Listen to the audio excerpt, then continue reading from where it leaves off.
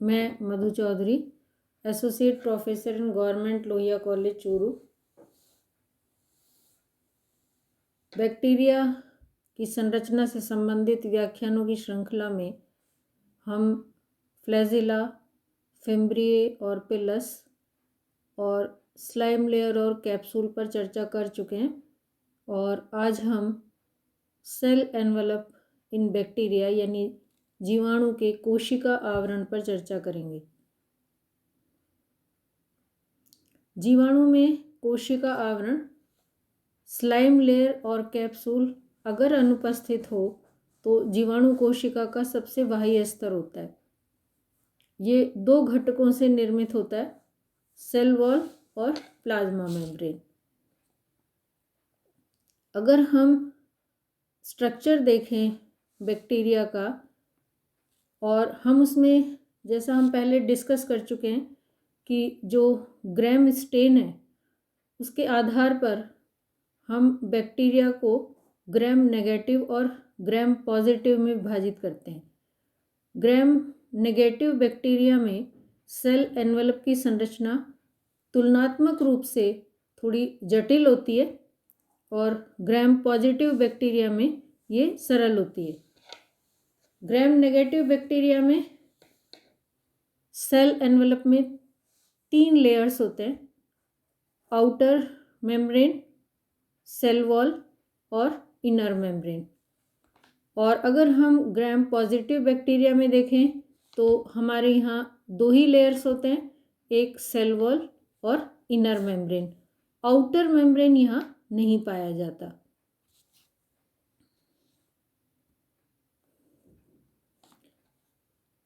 जो cell envelope का important घटक है कोशिका भित्ति, ये कोशिका की जो जीवाणु कोशिका है उसको एक निश्चित शेप प्रदान करता है, क्योंकि ये दृढ़ भाग होता है, स्ट्रॉन्ग रिजिड पार्ट है और इसको जो जनरल स्टेन होते हैं उस टेक्निक से स्टेन नहीं किया जा सकता।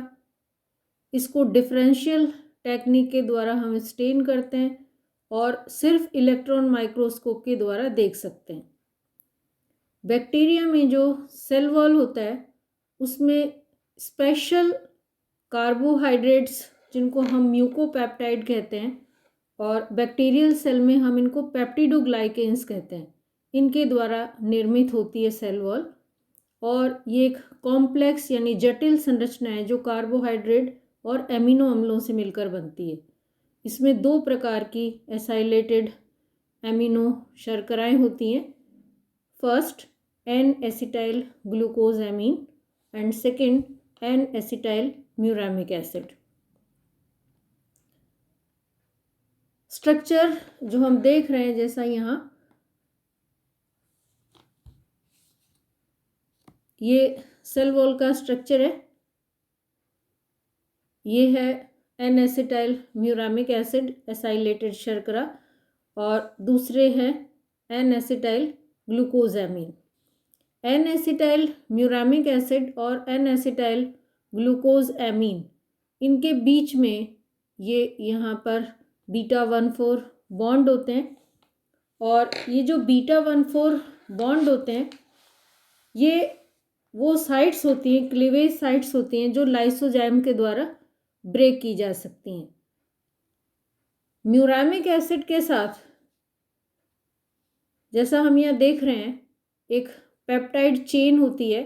ये पेप्टाइड चेन में 3 या 4 एमिनो एसिड जुड़े होते हैं।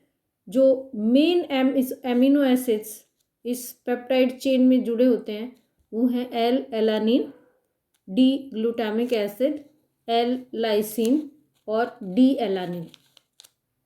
इसके अलावा जो पेप्टाइड चेन है, ये पेप्टाइड चेन एक दूसरे से पेंटाग्लाइसिन ब्रिज के द्वारा जुड़ी रहती हैं, जिनको हम पेंटाग्लाइसिन क्रॉस लिंक्स भी कह सकते हैं।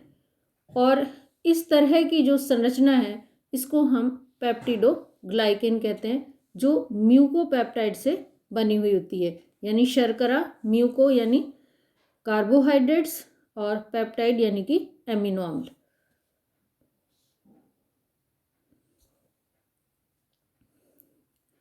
जो ग्राम नेगेटिव बैक्टीरिया है, जैसा हमने देखा था कि उनके सेल एनवलप थोड़ा सा जटिल संरचना उसमें होती है, क्योंकि उसमें आउटर मेम्ब्रेन होता है, उसके बाद में सेल वॉल होता है, फिर इनर मेम्ब्रेन होता है। तो ये जो आउटर मेम्ब्रेन पाया जाता है ग्राम नेगेटिव बैक्टीरिया में, ये इसकी संरचना को थोड़ा सा कॉम्प्लेक्स यानी जटिल बनाता है। ग्राम नेगेटिव बैक्टीरिया के सेल एनवलप में 5 लेयर्स पाए जाते हैं। First lipopolysaccharide layer, then second outer membrane और लाइपोपॉलीसैकेराइड कंबाइंडली हमें शो होते हैं, और ये लाइपोपॉलीसैकेराइड का जो लेयर है ये आउटर मेम्ब्रेन के साथ ही लिंक रहता है। देन थर्ड पेप्टिडोग्लाइकेन लेयर, जिसको हम सेल वॉल बोलते हैं।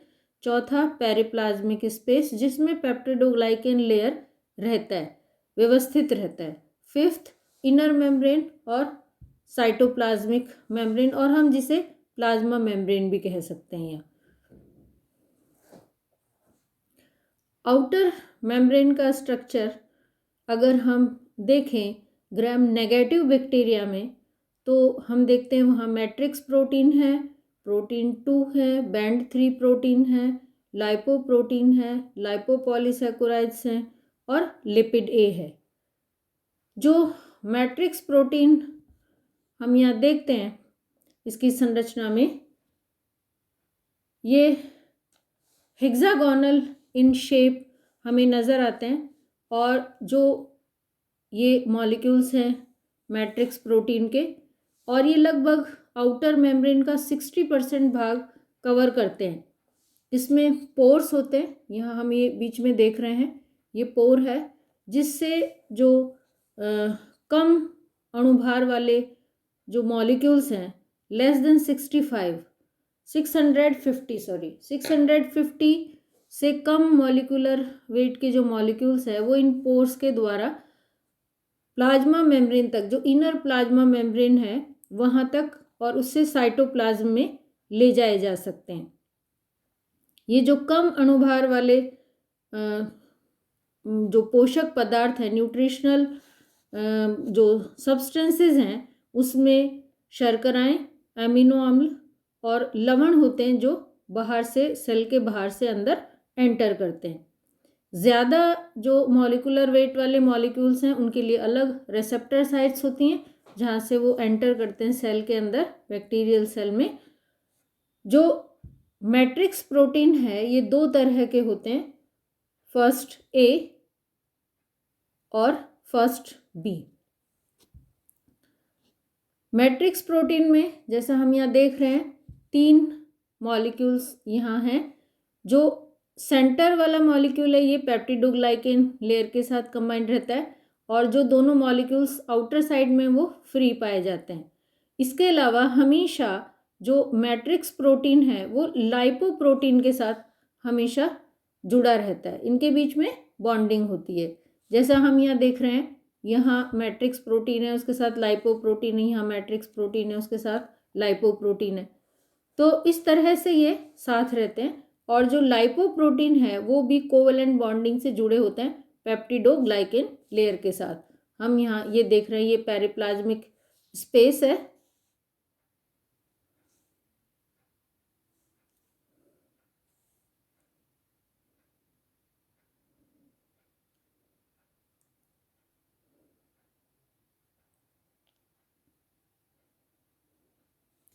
ये पेरिप्लाज्मिक स्पेस है जिसमें ये पेप्टिडोग्लाइकेन लेयर है। तो यहाँ ये लेयर के साथ जुड़े होते हैं लाइपोप्रोटीन, बहुत मजबूती से जुड़े होते हैं। तो मैट्रिक्स प्रोटीन के अलावा जो दूसरे प्रोटीन यहाँ हैं वो हैं प्रोटीन 2। प्रोटीन 2 मैट्रिक्स प्रोटीन के जैसे ही होते हैं, और इनका मॉलिक्यूलर वेट भी मैट्रिक्स प्रोटीन के समान ही होता है। फिर हैं हमारे पास 3 बैंड प्रोटीन्स। तो 3 बैंड प्रोटीन्स भी 2 प्रकार के होते हैं, 3A और 3B। जो 3 बैंड प्रोटीन हैं ये ऊष्मा को बदलने की क्षमता रखते हैं और ट्रिप्सिन सेंसिटिव होते हैं। इसके अलावा हमारे पास यहाँ लाइपोप्रोटीन्स हैं, जो ऑलरेडी हम देख चुके हैं मैट्रिक्स प्रोटीन के साथ कंबाइंड रहते हैं ये, और जो आउटर सरफेस है उसके भाग को कवर करते हैं मैट्रिक्स प्रोटीन के साथ। इसके अलावा यहाँ पर पाए जाते हैं लिपिड ए और लाइपोपॉलीसैकेराइड्स।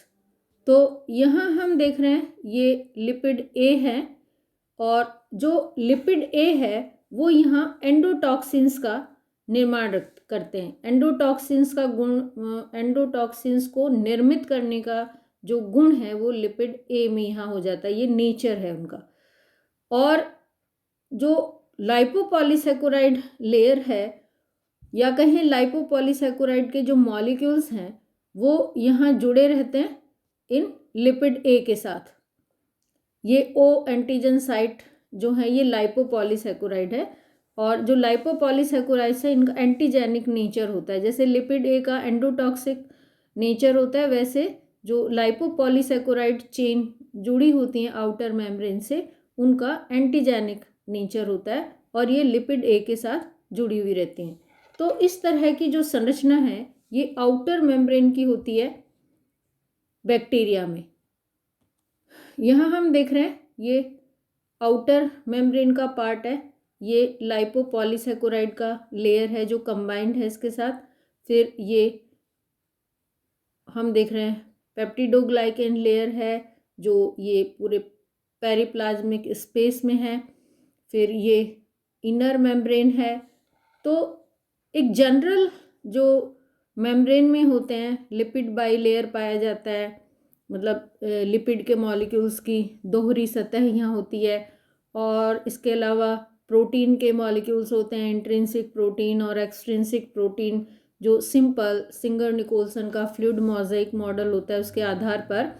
तो वो जो लिपिड बाइलेयर मॉलिक्यूल्स हैं वो आउटर मेम्ब्रेन में भी पाए जाते हैं। इसी तरह जो प्रोटीन के मॉलिक्यूल्स हैं वो भी वहाँ पाए जाते हैं, लेकिन उनके बीच में matrix protein, protein 2, 3 band protein, lipoprotein, इनके मॉलिक्यूल्स रहते हैं कंबाइंडली।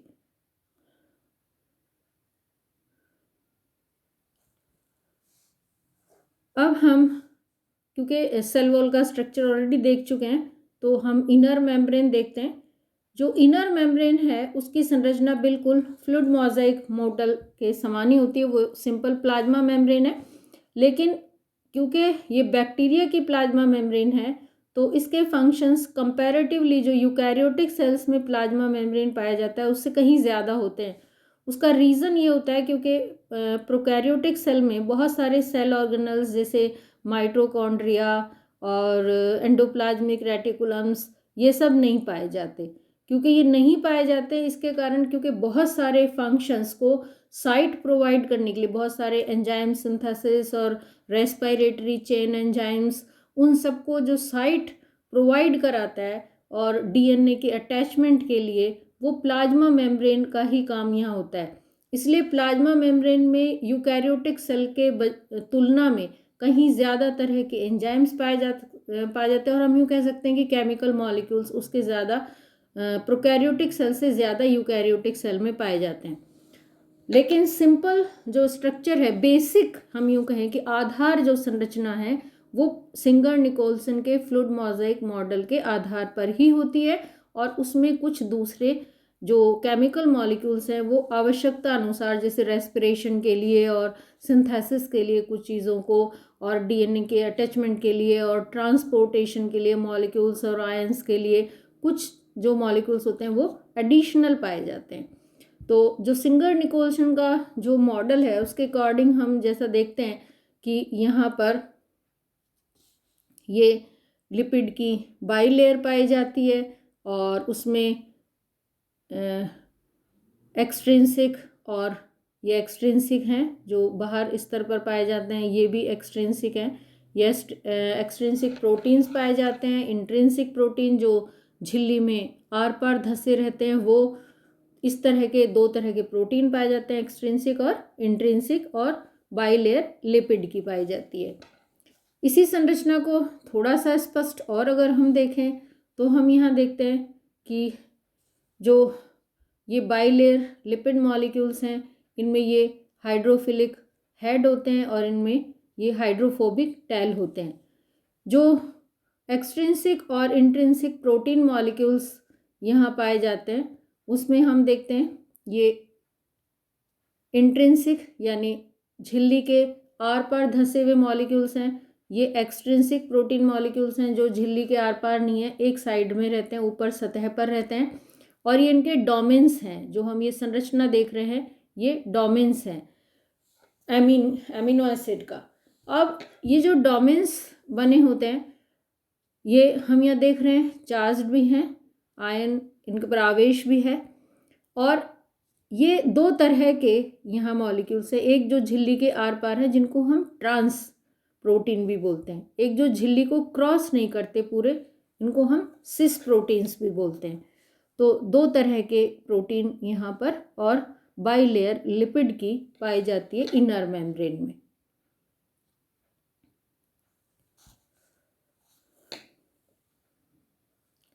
ग्राम ग्राही जीवाणुओं में अगर देखें ग्राम पॉजिटिव में, अभी तक हमने ग्राम नेगेटिव बैक्टीरिया की संरचना की बात करी, तो जैसा हमने देखा था कि जो ग्राम नेगेटिव बैक्टीरिया में जो आउटर मेम्ब्रेन है उस मेम्ब्रेन के ऊपर हमने एक लेयर देखा था लाइपोपॉलीसैकेराइड का, और उसका एंटीजेनिक नेचर था।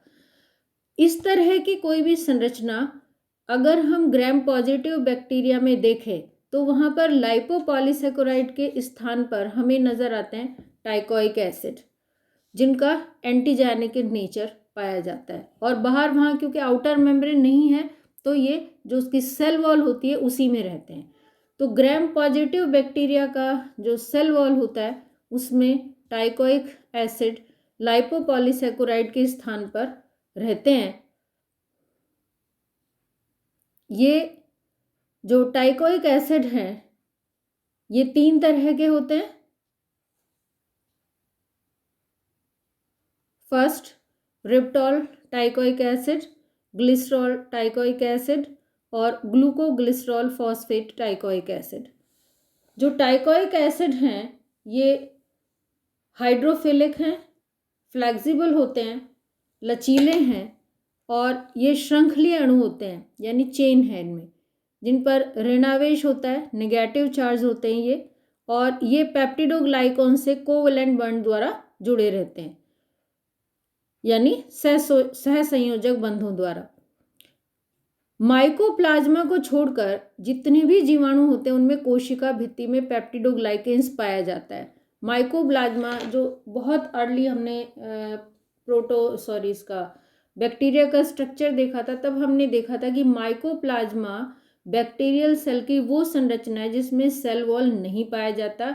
अब वो सेल वॉल क्यों नहीं संश्लेषित हुआ, उसके कई कारण हो सकते हैं, एंटीबायोटिक का इफेक्ट हो सकता है और दूसरे कारण हो सकते हैं, लेकिन क्योंकि उसमें सेल वॉल के कारण ही दृढ़ता होती है, रिजिडिटी होती है, तो जो वो रिजिड नहीं है सेल, क्योंकि सेल वॉल वहाँ नहीं है, तो उसकी संरचना जो है वो प्लाज्मा मेम्ब्रेन के कारण बहुत ही लचीली हो जाती है, और ऐसी जो संरचना होती है उसको हम माइकोप्लाज्मा बोलते हैं। तो माइकोप्लाज्मा को छोड़कर किसी भी तरह के बैक्टीरिया में सेल वॉल पाई जाती है। जो आउटर मेम्ब्रेन है उसके क्या फंक्शंस हैं, तो बाह्य कला में उपस्थित लाइपोपॉलीसैकेराइड्स या जिन्हें एलपीएस भी कहा जाता है, कोशिका द्वारा स्रावित एंजाइम्स को बाहर जाने से रोकते हैं और इन्हें जो पेरिप्लाज्मिक स्पेस है परिद्रव्य अंतराल में सीमित रखते हैं, वहाँ रोक कर रखते हैं। कुछ किण्वक या एंजाइम पोषक पदार्थों के अणुओं के साथ संलग्न होकर जो एक्टिव ट्रांसपोर्ट होता है उसके द्वारा कोशिका के भीतर पहुंचाने में मदद करते हैं।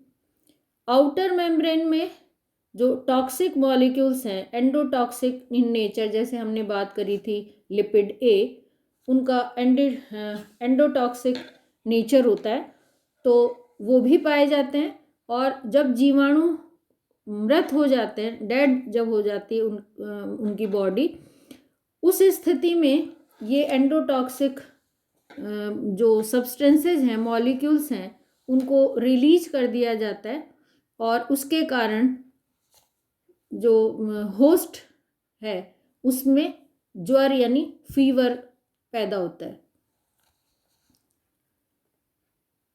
पेप्टिडोग्लाइकेन लेयर जीवाणु कोशिका को दृढ़ता प्रदान करता है, जो आउटर मेम्ब्रेन के अंदर वाला परत है।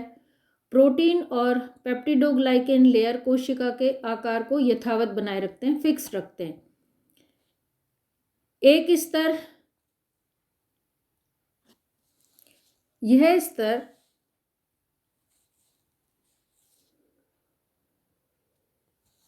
स्तर एक निश्चित आमाप के अणुओं को एक मतलब फिक्स साइज के जो मॉलिक्यूल्स होते हैं उनको ही डिफ्यूजन द्वारा एंटर करने देते हैं, प्रवेश करने देते हैं, और बाकी जो मॉलिक्यूल्स और आयंस हैं उनके लिए बैरियर का काम करते हैं। डिफ्यूजन योग्य पदार्थों को जो चैनल्स और डिफ्यूजन पोर्स हैं उनके द्वारा एंटर करने दिया जाता है, प्रवेश करने दिया जाता है।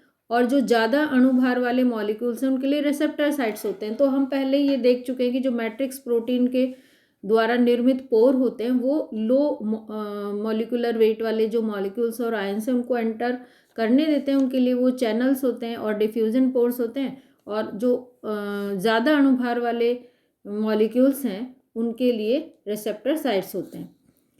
लाइपोपॉलीसैकेराइड लेयर जो ऊपर है उसमें ओ लेटरल चेन्स जो पाई जाती हैं, ओ पार्श्व श्रृंखलाएं जो पाई जाती हैं वो एंटीजेनिक प्रॉपर्टीज़ रखती हैं और उनके कारण इनमें वायरुलेंसी या उग्रता आती है और इसके कारण जो बैक्टीरियल सेल है उसकी इम्यूनिटी बढ़ती है, या कहें कि अपने आप को रेजिस्ट करने की कैपेसिटी या क्षमता उत्पन्न होती है।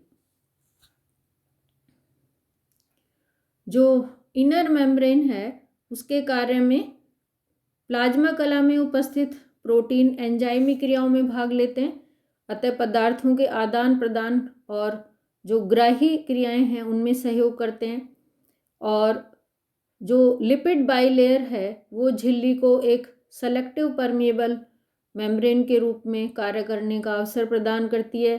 प्लाज्मा कला में उपस्थित परमिएज एंजाइम कार्बनिक और अकार्बनिक पोषक पदार्थों के आदान प्रदान में मदद करते हैं।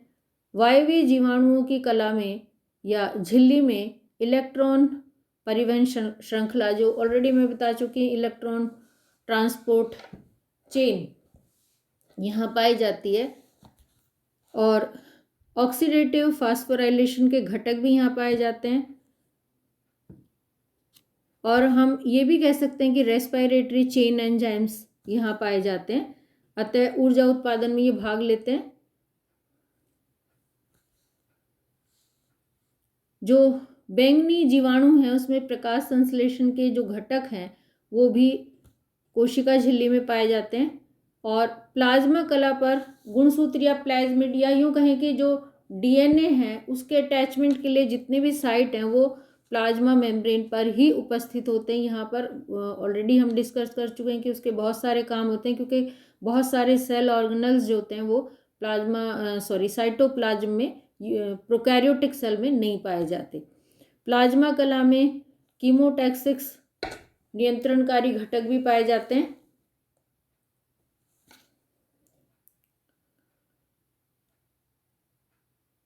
जो मेम्ब्रेन है, आउटर मेम्ब्रेन और इनर मेम्ब्रेन और सेल वॉल, इसके अलावा कुछ ऐसे बैक्टीरिया होते हैं जिनमें रेगुलर एस लेयर भी पाया जाता है।